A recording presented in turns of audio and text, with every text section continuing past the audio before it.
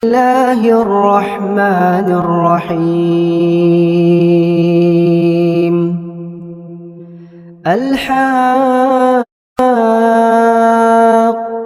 ما الحاقة وما أدراك ما الحاقة كذبت ثمود وعاد بالقارعة فأما ثمود فأهلكوا بالطاغية وأما عاد فأهلكوا بريح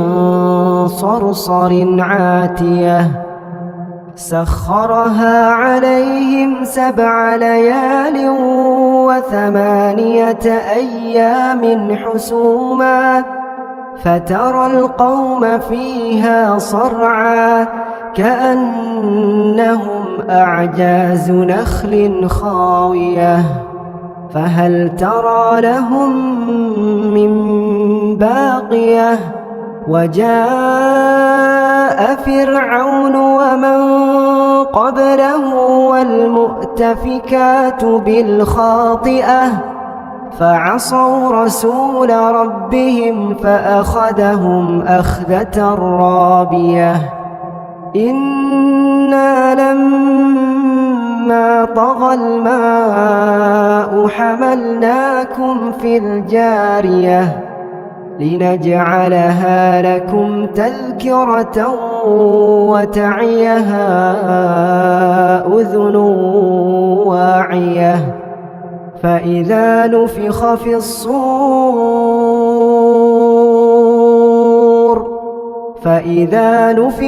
الصور نفخة واحدة وحملت الأرض والجبال فدكتا دكة واحدة فيومئذ وقعت الواقعة وانشقت السماء فهي يومئذ واهية والملك على أرجائها ويحمل عرش ربك فوقهم يومئذ 8 يومئذ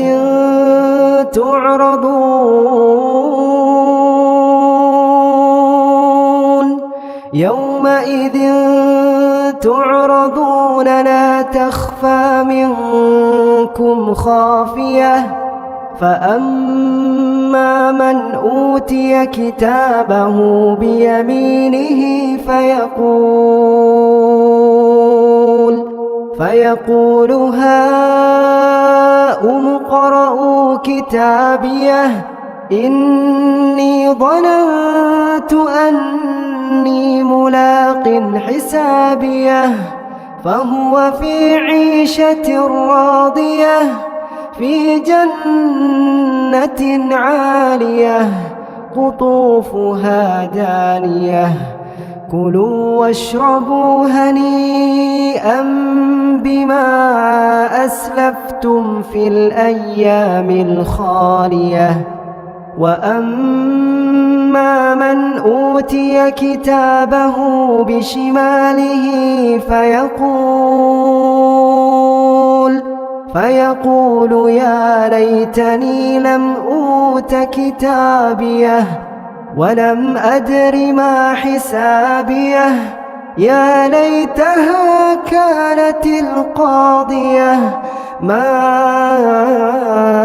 أغنى عني ماليه هلك عني سلطانيه خذوه فغلوه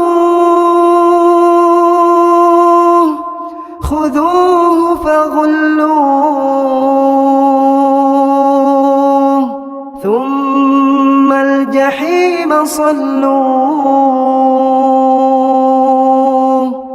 ثم في سلسلة ذرعها 70 ذراعا فاسلكوه إنه كان لا يؤمن بالله العظيم ولا يحض على طعام المسكين فليس له اليوم هاهنا حميم ولا طعام إلا من غسلين لا يأكله إلا الخاطئون فلا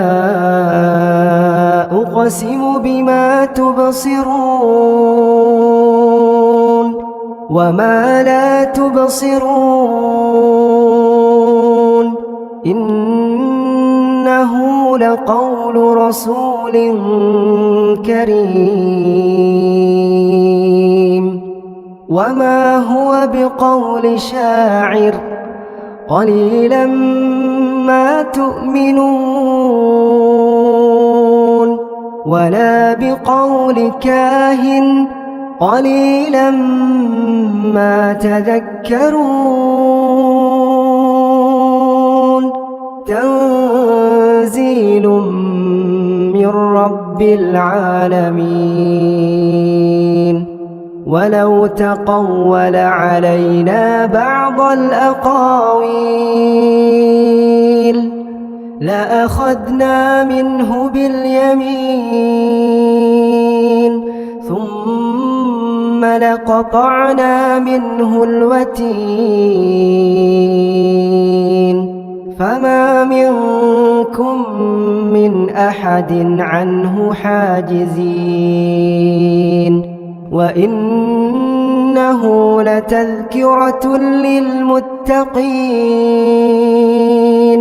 وإنا لنعلم أن منكم مكذبين وإنه لحسرة على الكافرين وإنه لحق اليقين فسبح باسم ربك العظيم.